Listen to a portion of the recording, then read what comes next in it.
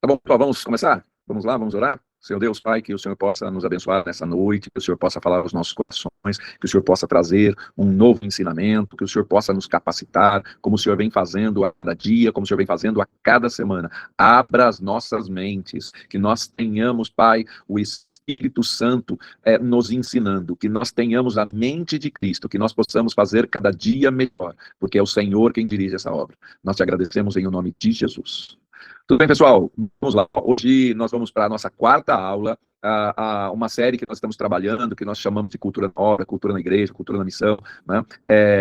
E aí nós definimos algumas coisas. Hoje nós vamos falar sobre missão, não por emoção, mas sim por decisão. E o nosso objetivo é sempre aprender, sempre buscar algo a mais, tá bom? Deixa eu ver aqui se eu consigo trabalhar essa aqui. Opa, deixa eu ver onde eu passei. Bom, vamos lá. Nas últimas aulas, nós estamos trabalhando, né, a tal da cultura, e nós dividimos a cultura em time, né, que é a unidade, nós já falamos, nós dividimos em ambiente, né, que é tudo aquilo que é preparado, e nós também dividimos em missão. Hoje o nosso pilar é a missão. Missão que nós vamos tratar é o compromisso. Nós falamos do time, falamos do ambiente, e hoje vamos falar da missão, tá? Deixa eu ver se ele vai mudando aqui conforme preciso, mas, ok, vamos ver se ele muda sozinho. Opa, mudou. Agora só preciso diminuir aqui um pouquinho. Vamos lá, olha.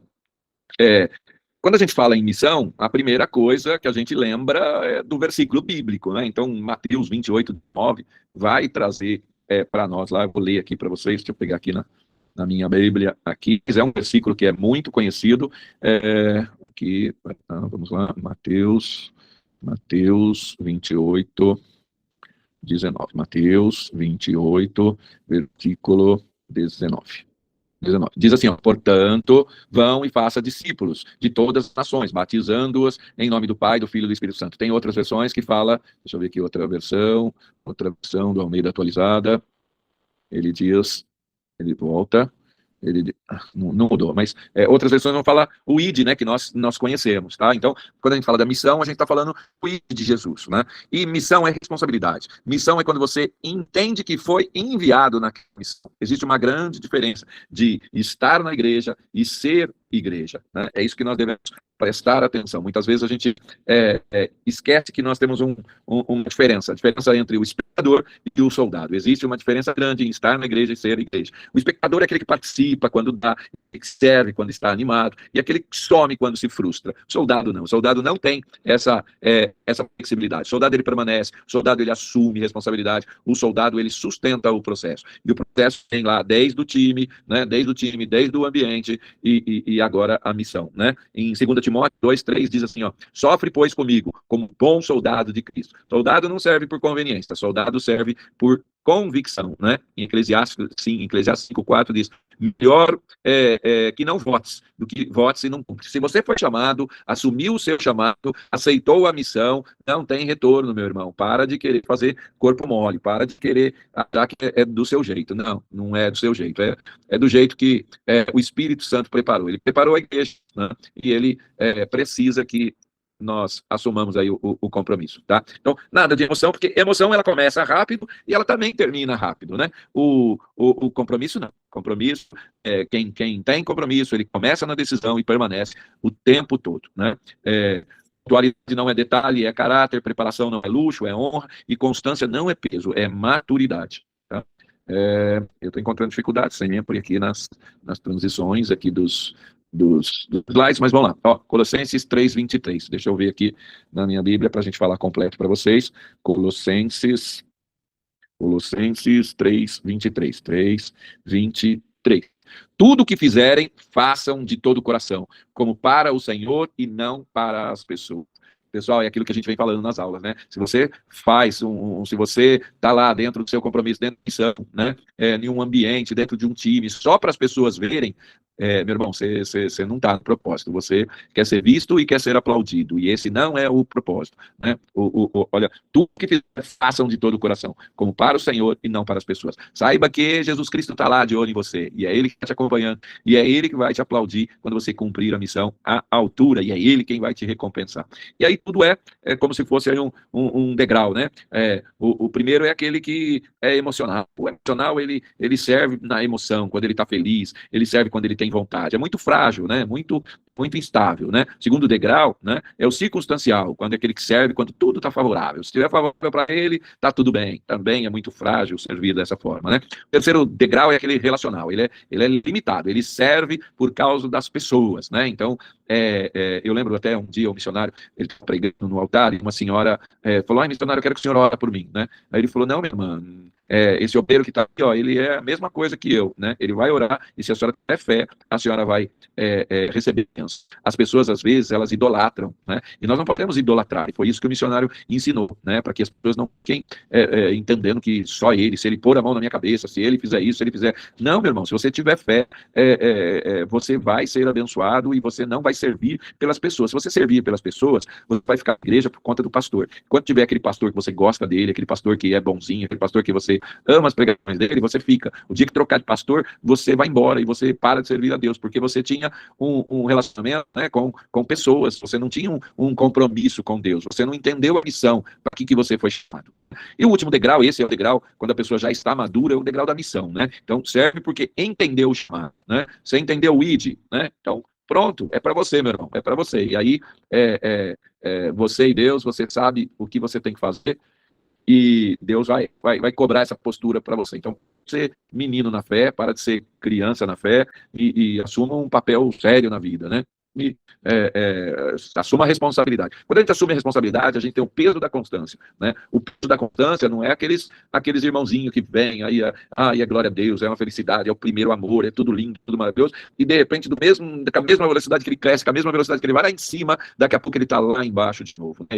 Ele não assume uma constância, né? Então ele não persevera naquele propósito. Gálatas 6:9 diz assim, ó, vou ler aqui Gálatas 6:9, Colossenses, aí eu volto em Gálatas 6:9. Ok, ó, Gálatas 6:9 diz assim, ó, e não nos cansemos de fazer o bem, porque no tempo certo faremos a colheita, se não desanimarmos. Nós não podemos desanimar. Falei aqui em constância, falei em perseverança. E agora a palavra diz que nós não devemos desanimar. Nós não nos cansemos de fazer o bem. Olha só, por quê? Você fazendo o bem, ó, a primeira parte, aquilo que eu sempre falo dos versículos, né? Não nos cansemos de fazer o bem. Olha a promessa agora, porque no tempo certo faremos a colheita. Ô, glória, né? Eu preciso dessa colheita, você precisa dessa colheita. Para isso, constância, perseverança. A maioria não abandona a fé, ele abandona a constância. Missão exige rotina. Você não constrói cultura em picos, constrói na perseverança. Quem permanece, cresce. Quem oscila, estagna, né? Ok, próximo. Ok. Vamos lá, tá. Bom, aqui eu quero fazer um espelho do líder, né? Eu estou falando aqui para obreiros, eu estou falando aqui para líderes, estou falando aqui para a pessoa que assumiu aí a responsabilidade, né? Então, quem assume responsabilidade, quem sabe, quem foi chamado, quem tem compromisso, né? Olha lá, responde aí algumas perguntas, né? Eu sirvo mesmo quando eu não sou visto? Ou é o que eu falei, você só quer aplausos, né? Presta atenção. Eu permaneço mesmo quando não sou elogiado? Aí, você responde para você mesmo, né? Eu protejo a missão mesmo quando estou cansado? Responde a pergunta. Eu entendo que isso é reino e não preferência pessoal? Esse é o padrão de Jesus, é o que ele espera de um obreiro, é o que ele espera de um líder, é o que ele está esperando de você, meu irmão. Padrão de Jesus, Lucas 9:51, ó. Lucas 9:51. Jesus manifestou firme determinação de ir para Jerusalém. Meu irmão, ele tinha mil dificuldades. A leitura não era a da melhor. Mas ele não estava olhando para as dificuldades, ele estava firme, ele tinha determinação, ele sabia o que queria, ele estava indo em direção ao propósito, ele tinha uma missão, ele tinha um compromisso, ele sabia o preço que ele iria pagar. Mesmo assim, ele permaneceu. Missão não é confortável, ela é necessária. Se você entender isso, você vai criar mais responsabilidade naquilo que você faz, né? aqui é um propósito, né, de você criar um hábito, né, ter uma cultura e observar o alvo, né? Então, quando você cria o hábito, você sustenta na cultura e você atinge a missão, né? Hábito cria cultura, né? E cultura sustenta a missão. Ok? Vamos lá, continuando. Aqui também, né, nós estamos batendo muito nisso, né? Seu compromisso com o horário, seu compromisso de orar para você servir, de se apresentar para Deus. Orar é todo dia, né, meu irmão? Mas quando você vai assumir a missão lá de obreiro, né? Vamos, ora antes, ora em casa, se consagra, né? Apresenta suas mãos, apresenta sua vida, né? Para que Deus possa realmente te usar. Murmurar não vou nem falar, porque todas as aulas nós temos que falar isso, nós estamos falando sobre isso, né? Então já está mais que falado, honrar a liderança, compromisso, servir com alegria, ler a palavra diariamente, nós estamos no propósito aí, nós estamos nessa consagração de leitura, né? E para fechar com chave de ouro, né? É você responder para você, né? Eu posso fazer mais? Eu posso fazer melhor? Pois é. Então por que você não está fazendo? Faça agora, né? E vamos lá, uma declaração final eu não sou espectador, eu sou parte da missão, eu escolho o compromisso, eu escolho constância, eu escolho servir com honra, eu sustento a cultura na missão, ok?